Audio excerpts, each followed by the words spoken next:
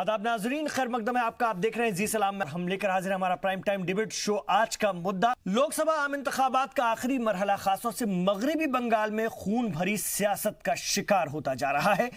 मंगल के रोज बीजेपी के कौमी सदर अमित शाह के रोड शो में तशद्दुद के बाद बीजेपी और तृणमूल दोनों तरफ से एक दूसरे पर इल्जाम तराशी का दौर जारी है।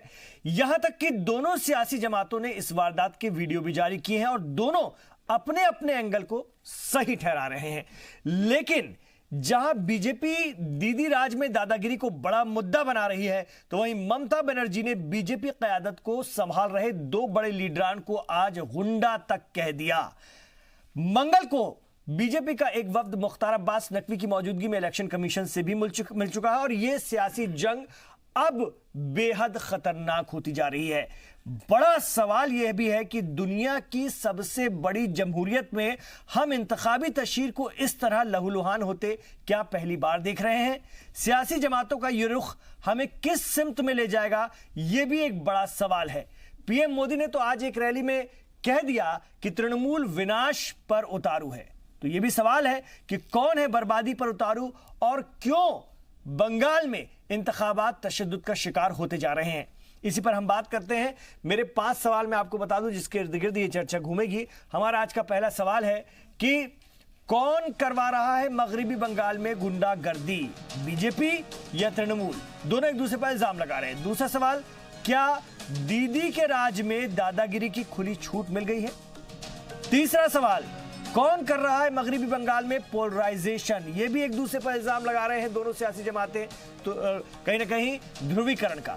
चौथा सवाल है, ईश्वर चंद्र विद्यासागर के मुजस्समे पर सियासत का किससे ज्यादा फायदा मिलने जा रहा है?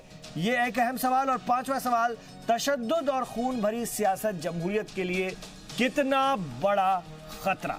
इस पर हम बात करेंगे। बहुत अच्छा पैनल भी मेरे साथ है, उनका तारुफ भी मैं आपसे करवाना चाहूंगा। लेकिन अमित शाह बीजेपी के कौमी सदर ने क्या कुछ कहा, पहले आपको सुनवाते हैं। पहले वायलेंस नहीं हुए, हमला हुआ है।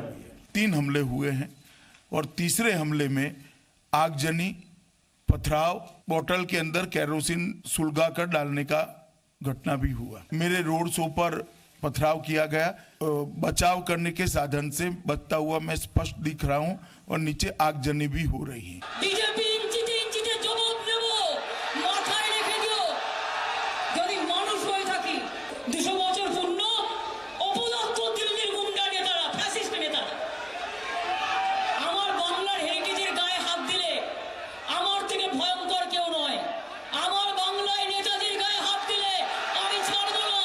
मोदी सरकार ने इस प्रकार से सांस्कृतिक पहचान पे प्रहार कर करके भारत के संघीय ढांचे का मजाक किया है। 100% मोदी शाह जोड़ी बीजेपी सत्तारूढ़ सरकार जिम्मेवार है। रोड शो पर जिस तरीके से टीएमसी के गुंडा ने हमला किया है, इसने लोकतंत्र के एक नए काले अध्याय की शुरुआत की।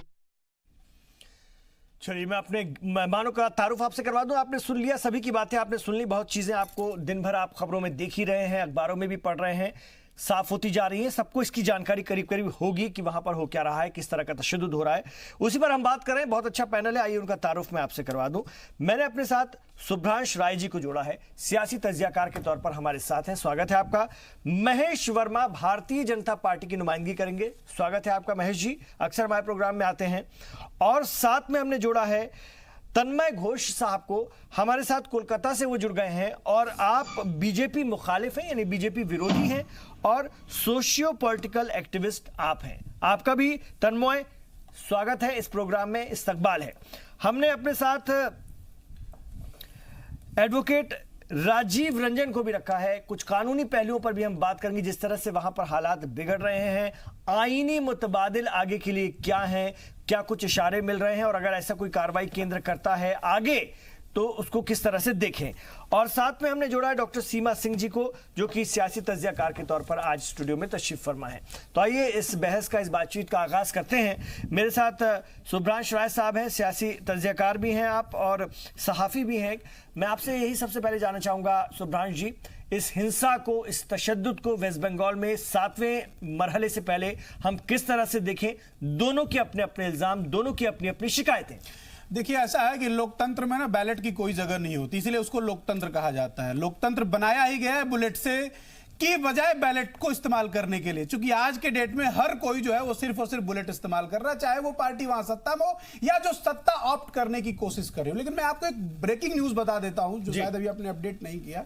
इलेक्शन कमीशन ने 20 मिनट पहले कल रात के 10 बजे से चुनाव प्रचार सारी पार्टियों के लिए बंगाल के 9 सीटों पे बंद कर दिया है। तो सबसे इंपॉर्टेंट बात यह है कि अब वहां का जनमानस कम से कम 72 घंटे पहले से सुख शांति से रह पाएगा, चाहे वो सत्ता गंवाने की कोशिश हो या सत्ता पाने की कोशिश हो या शेयरिंग ऑफ पावर हो, किसी भी तरह से मारा जा रहा है वहां का आम इंसान, और कोई तो मारा नहीं जा रहा है। दोनों पार्टियां या तीनों पार्टियां जिनको भी आप कह लें, जिनकी सबसे ज्यादा वहां जरूरत है, वो आम लोगों को अपना निशाना और शिकार बना रहे हैं। सबसे इंपॉर्टेंट बात। और रही बात यह कि कहीं ना कहीं देखिए, अगर आप भारतीय राजनीति को समझने की कोशिश करेंगे तो बंगाल जो है वो गुरुदेव रविन्द्रनाथ टैगोर की भूमि है। वहां पे कला पूजा जाता है, वहां पे साहित्य पूजा जाता है, वहां संगीत पूजा जाता है, वहां बम और गोले की कोई जगह नहीं है। लेकिन अगर रिवर्सल आप देखने की कोशिश करेंगे तो भारतीय राजनीति में सारी घटनाएं बंगाल को लेकर, जिनको आप निगेटिव थॉट्स बोलते हैं, वो सब पिछले 5 साल में ही क्यों हुई हैं? क्योंकि ममता जी को तो सीएम बने सिर्फ 7 साल अभी हुआ। पिछले 5 साल के अंदर ही सारी घटनाएं क्यों घट रही हैं? क्या उससे पहले बंगाल और था और आज का बंगाल अलग हो गया? और तीसरी सबसे मतलब आपका इशारा यह है कि जो ममता बनर्जी इल्जाम लगा रही है कि बीजेपी जो है बंगाल के हेरिटेज को नुकसान पहुंचा रही है और वो ऐसा होने नहीं देंगी, तो आपका सीधा इशारा बीजेपी की तरफ? नहीं, मेरा सीधा इशारा बीजेपी की तरफ बिल्कुल मैं साफ साफ शब्दों में कहना चाह रहा हूं, क्योंकि कल पिछले 24 घंटों में जितने भी न्यूज बुलेटिन ब्रेक हुए हैं, चाहे वो टेलीविजन स्क्रीन पे, चाहे वो न्यूज़पेपर पे, चाहे वो सोशल मीडिया पे, उसमें 2 चीजें बड़ी कॉमन है। बंगाल की रैली है, तो बंगाल की रैली में यूपी, बिहार, झारखंड के लोग क्या कर रहे हैं, क्योंकि वो वहां के वोटर नहीं है। दूसरी सबसे इंपॉर्टेंट बात यह है कि चूंकि अलग अलग चैनलों के आप फुटेज में देख रहे हैं, तो दंगा हुआ है, गोली तो नहीं चली है, लेकिन जो भी आगजनी की घटनाएं दिख रही हुई हैं, तो जब वो घटनाएं घट रही है तो कैडर क्या दिख रहा है? सवाल ये पैदा होता है, चूंकि मेरी स्कूलिंग कलकत्ता की है, मैंने अपना उच्च माध्यमिक वहीं से पास और जो बीजेपी ने वीडियो जारी की है सुब्रांश जी, बंगाल के लोग वीडियो जारी कर लड़ाई करते हैं, उसको कैसे देखें? मैं उसी की बात आगजनी करते हुए तृणमूल के कार्यकर्ता, उसको कैसे देखें? उसी पे आ रहा हूं। बंगाल के लोगों का, चूंकि वो थोड़ा बुद्धिजीवी ज्यादा होते हैं, किताबों से उनको ज्यादा प्यार होता है, बंगाल के लोग मुंह की लड़ाई लड़ते हैं, आवाज की लड़ाई लड़ते हैं। वहां ये सब हत्याओं का दौर नहीं चलता, ये खून खराबे की राजनीति नहीं करते। तो कहीं ना कहीं ये आप मान के चलिए कि वोटों को पोलराइज करने की कोशिश की जा रही है, कहीं ना कहीं कुछ वजूद पाने और कुछ वजूद गंवाने की लड़ाई। हुकूमत के दौर में भी क्या आरएसएस के कार्यकर्ताओं की हत्या नहीं होती थी? बिल्कुल। उस वक्त ममता बनर्जी ने जिस हिंसा से निमटते हुए सत्ता हासिल की थी, क्या वो बंगालियों के जरिए की जा रही है, बंगाल के लोगों के जरिए की जा रही है हिंसा नहीं थी? सवाल बड़ा मजेदार आपने पूछा है। देखिए, लेफ्ट का ही उसमें नहीं है। कांग्रेस के शासनकाल के बाद जब जब बंगाल की सत्ता परिवर्तित हुई है, एक सेट ऑफ गुंडों का एक तबका है जो एक पार्टी से दूसरी पार्टी में शिफ्ट हो जाता है। वही लोग लेफ्ट में आए, जिसके बलबूते वहां 25 साल लेफ्ट की लाल सरकार रही। वही कैडर एक वक्त में टीएमसी के साथ शिफ्ट हो गया। और मुझे लगता है कि जिस हिसाब से प्रोएक्टिवली अमित शाह जी और भारतीय जनता पार्टी वहां अपना वजूद बनाने के लिए लड़ाई लड़ रही, कहीं ऐसा तो नहीं कि वो भी उस राजनीतिक स्थल को पाने के लिए उन्हीं लोगों का फिर से रीट्रांसफॉर्मेशन करा रहे हैं। अगर ऐसा होता है तो हो सकता है एक पार्टी को कुछ सीटें मिल जाए, एक पार्टी दोबारा सत्ता में आ जाए, लेकिन वो बंगाल की आम जनता ठगी जरूर जाएगी, शिकार वही होगी, मारी वही जाएगी।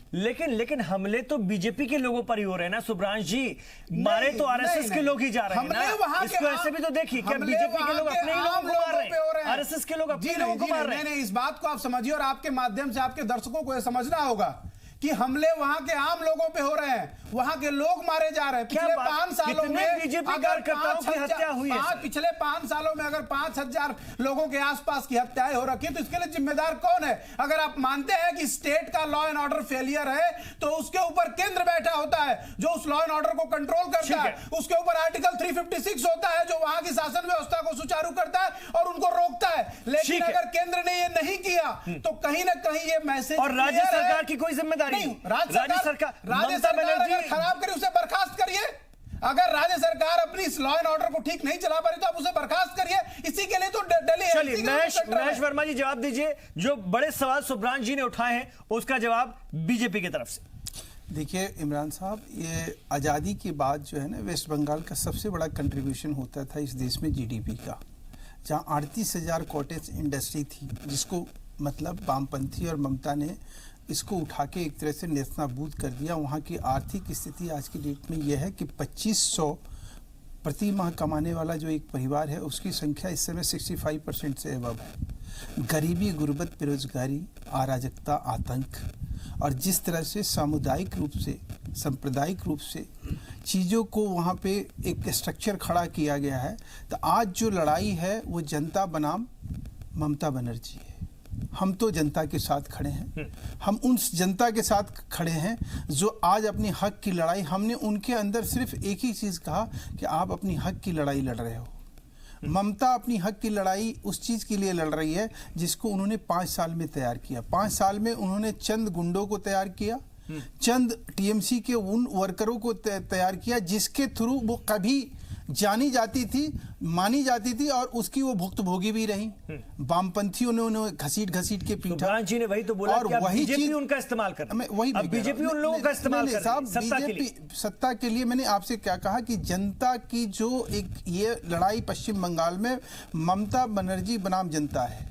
जनता वहाँ, जैसे सुब्रांश जी ने एक बड़ी अच्छी बात कही कि वहाँ पढ़े लिखे लोग हैं, इंटेलेक्चुअल लोग हैं, क्रांतिकारी लोग हैं। और एक बात उनको करेक्ट कर दूं कि दंगों का तो इतिहास रहा है वेस्ट बंगाल, और हमेशा यही लोग कोशिश किए हैं अपने साहित्य के माध्यम से, अपने कलम के माध्यम से कि वो सौहार्द कायम करें, या वो मुस्लिम कवि हों या हमारे हिंदू कविता लिखने वाले लोग हैं। लेकिन जो सबसे इम्पोर्टेंट बात है वो आज के ईश्वर चंद्र विद्यासागर, जिनका नाम जो है इस देश में है ऐसे लिया जाता है। स्वामी विवेकानंद के बाद अगर किसी व्यक्ति का नाम जो है सबसे ज्यादा तो ममता बनर्जी को कंठस्थ किया गया, आज उनका अपमान करना, ने उनकी मूर्ति तोड़ दी घुस करके। आप लोगों को उनके कद का कोई एहसास नहीं है, आप लोगों को उनसे जुड़े वहां जज्बात का कोई एहसास नहीं है। ये इल्जाम है ममता बनर्जी का, इसको उन्होंने मुद्दा बना लिया। वही मैं कह रहा हूं निकाल दिया, रैली निकाल दी। वही मैं कह रहा हूं कि आज वो बात कह रही हैं जो एक मुख्यमंत्री के नाते, जबकि उनके पास सारी चीजें हैं, सारी व्यवस्था है।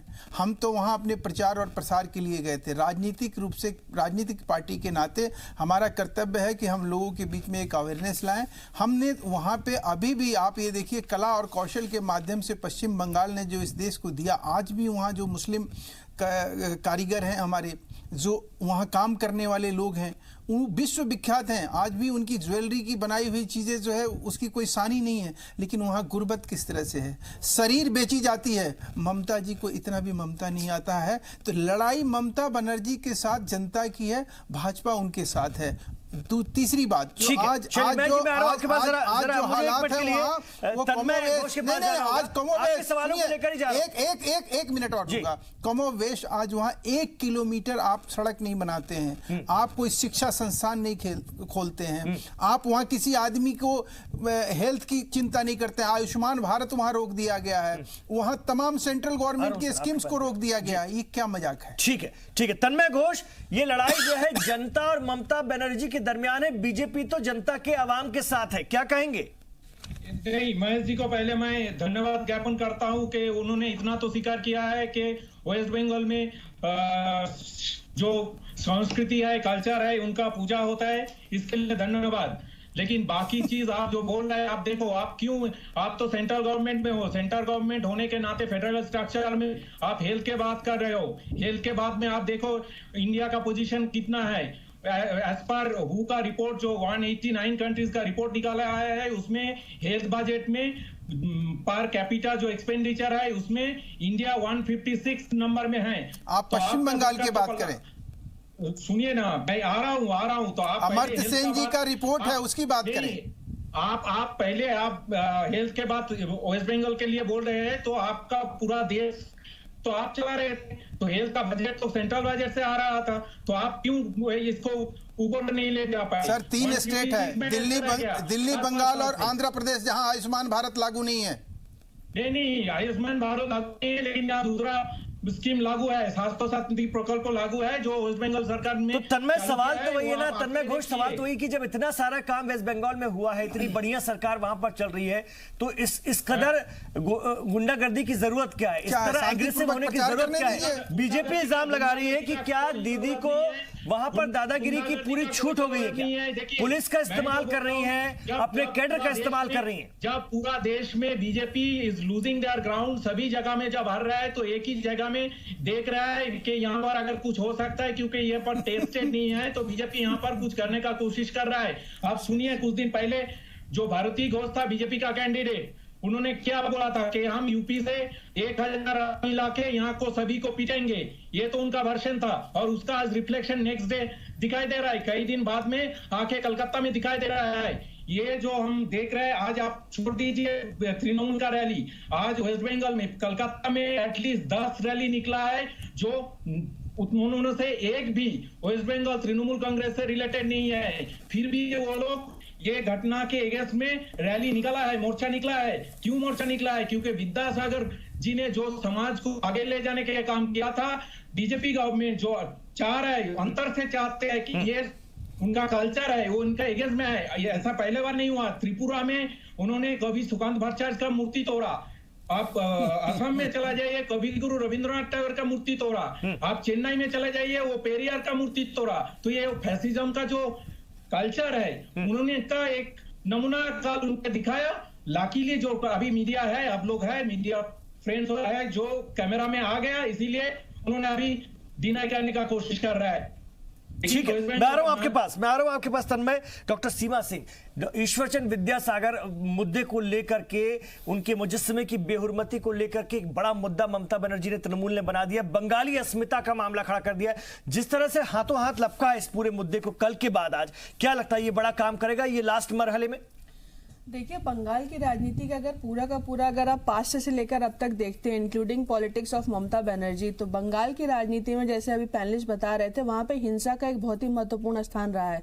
वहां पे सत्ता में आने के लिए, सत्ता में बने रहने के लिए और किसी और को सत्ता में ना आने देने के लिए तीनों लेवल पे हिंसा का इस्तेमाल किया जाता है। और 1977 से सुब्रहान जी तो कह रहे थे कि वहां हिंसा होती नहीं थी, पिछले 5 साल में हो रही है जब से बीजेपी की सरकार सेंटर में। आप रिकॉर्ड चेक कर लीजिए, खुद बुद्धदेव भट्टाचार्य जी ने एक्सेप्ट किया था कि 1977 से लेकर के 1996 तक वहां 28,000 पॉलिटिकल हत्याएं कराई गई हैं और 2000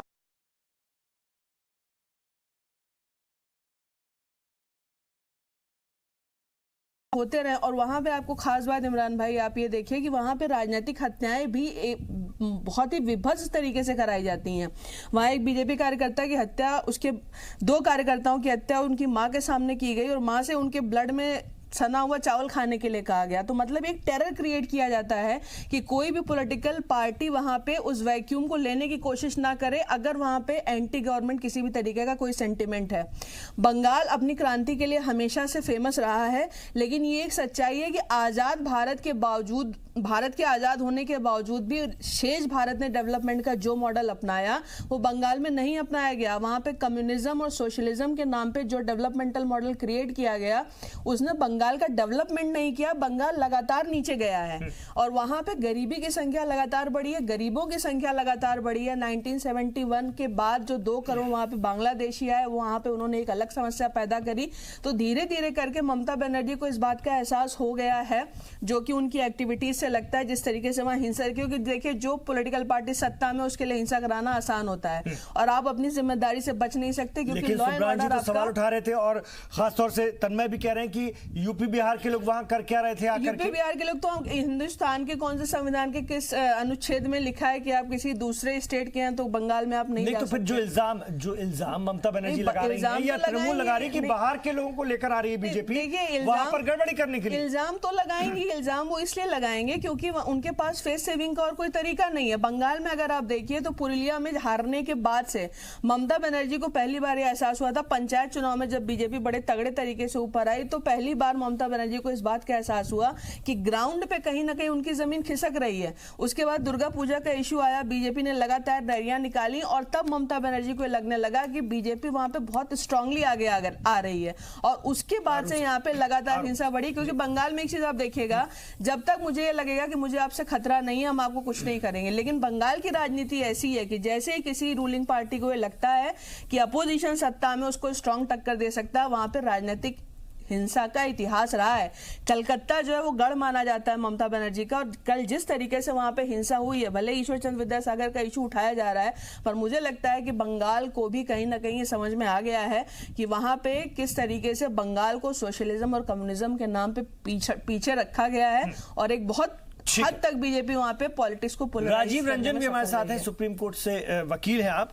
राजीव रंजन जी, ये जानना चाहूंगा अगर हम आईनी मुतबादिल की बात करें, संवैधानिक विकल्पों के आगे के लिए हम बात करें, और जो बात अभी सुब्रान जी भी उठा रहे थे कि अगर ऐसा लगता है केंद्र को कि वहां इतनी बड़ी अराजकता हो रही है, पहले से हो रही है, तो फिर कार्रवाई करनी चाहिए थी, वो नहीं हुई।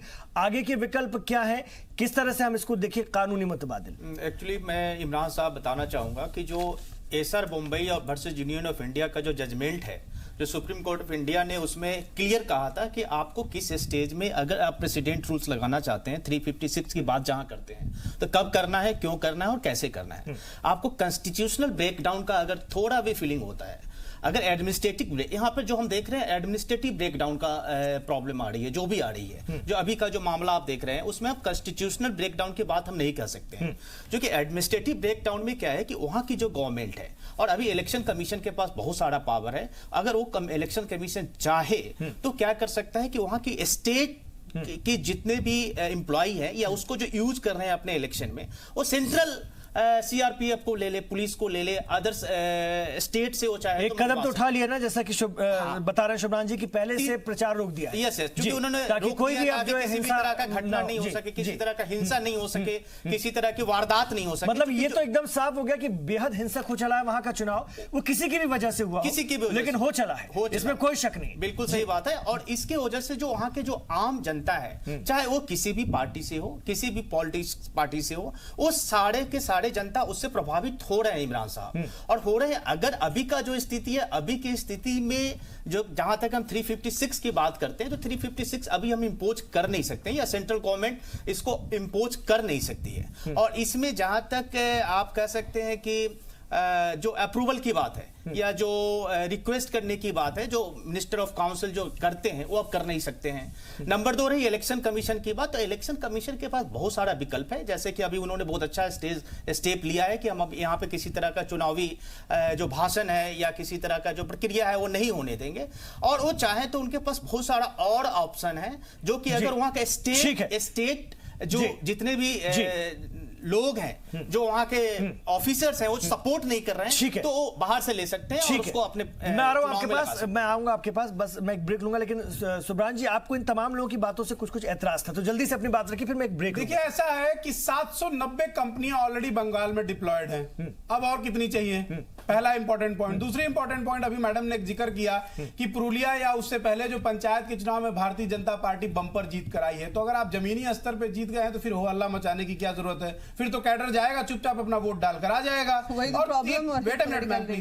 और तीसरी इंपॉर्टेंट बात, अगर कार्यकर्ताओं की हत्याएं हो रही हैं, जो सब लोग कह रहे हैं, तो सवाल ये पैदा होता है कि केंद्र में बैठी सरकार या जो आपके नेता या जो आपका सोर्स है, कब तक हाथ पे हाथ रख के बैठे रहेंगे कॉन्स्टिट्यूशन के प्लानिंग को लेकर, क्योंकि कॉन्स्टिट्यूशन ब्रेक डाउन हुआ, अगर वो नहीं हुआ होता तो पीछे प्राइम मिनिस्टर की रैली को उन्होंने मना कर दिया। कॉन्स्टिट्यूशन ब्रेक डाउन नहीं हुआ है ना, वही तो राजीव जी बता रहे हैं, कानून व्यवस्था ध्वस्त हो रही है। अभी इलेक्शन का माहौल है, उस पर नहीं सवाल किया जा सकता। आज है, मैं बात कर रहा हूं 6 महीना पुरानी, जब आपको पंचायत का इलेक्शन हुआ, उस समय कई जगह ऐसा है जब कॉन्स्टिट्यूशन ब्रेक डाउन हुआ, लेकिन सवाल यह पैदा होता है कि चाहे वो पार्टी सत्ता में हो, चाहे वो पार्टी विपक्ष में हो, दोनों ने यही सोचा कि भैया राजनीति है, जितनी चर्चा होगी उतनी दुकान गर्म होगी, मरने वाला तो एक आम आदमी है, मरने दो, उसकी कदर किसको है। नहीं तो अगर आपको वाकई जनमानस का ख्याल होता तो शायद आज वहां 100% इंडिपेंडेंट व्यवस्था के तहत चुनाव हो रहा हो। ठीक है सर, मैं लौट रहा हूं आपके पास,